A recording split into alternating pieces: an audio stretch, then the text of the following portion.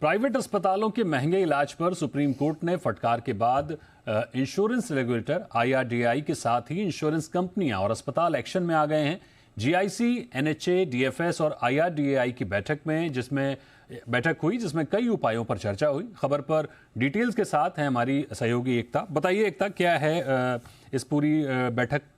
जी बिल्कुल दीपक, जैसे कि हाल ही में सुप्रीम कोर्ट ने फटकार लगाई थी केंद्र को ये कहते हुए कि प्राइवेट हॉस्पिटल्स में जो इलाज है बहुत महंगा है और अगर उसे हम सरकारी हॉस्पिटल्स के साथ कंपेयर करें तो ज़मीन आसमान का फ़र्क है। जैसे कि एग्जाम्पल के तौर पर कैटरैक्ट का ऑपरेशन बताया गया था। मोतियाबिंद का ऑपरेशन एक सरकारी अस्पताल में 10,000 के आसपास हो जाता है और प्राइवेट में 1.5 लाख के आसपास।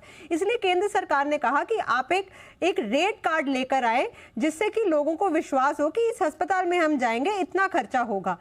इसी पर क्योंकि अब एक स्टैंडर्डाइज रेट लिस्ट लेकर आनी है, केंद्र जो सरकार है अब वो राज्य सरकारों के साथ बैठक कर रही है। हेल्थ सेक्रेटरी जो है स्टेट लेवल पर अब बातचीत शुरू होगी, लेकिन उससे पहले एक मीटिंग हुई जिसमें जनरल इंश्योरेंस काउंसिल ने जिन्होंने हाल ही में कैशलेस फॉर ऑल इंप्लीमेंट किया है उसकी नॉलेज पर, उसके एक्सपीरियंस पर एक सुझाव ये दिया कि कैशलेस फॉर ऑल में हमने सभी हॉस्पिटल्स में वो सर्जरीज, वो ट्रीटमेंट जो कि बहुत हाई फ्रीक्वेंसी पर होते हैं, जिनकी ज़रूरत ज़्यादा पड़ती है लोगों को, जैसे कैटरैक्ट का ऑपरेशन हो गया, अपेंडिसाइटिस हो गया, जो ज़्यादा फ्रीक्वेंसी पर होते हैं, उसकी हमने एक स्टैंडर्ड रेट लिस्ट निकाली है। उसी रेट लिस्ट पर अब आगे भी बात कर सकती है सरकार राज्य सरकारों के साथ।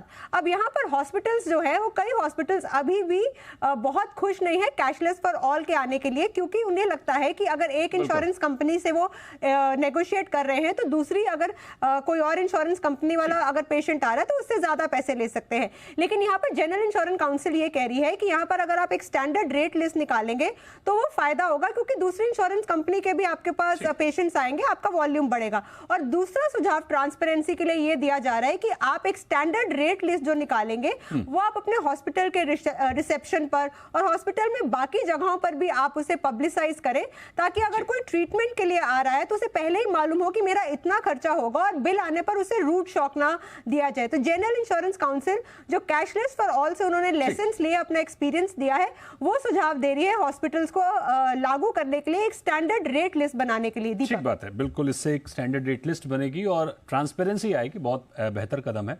बहुत शुक्रिया करेंगे एकता आपका इस खबर पर हमारे साथ जुड़ने के लिए।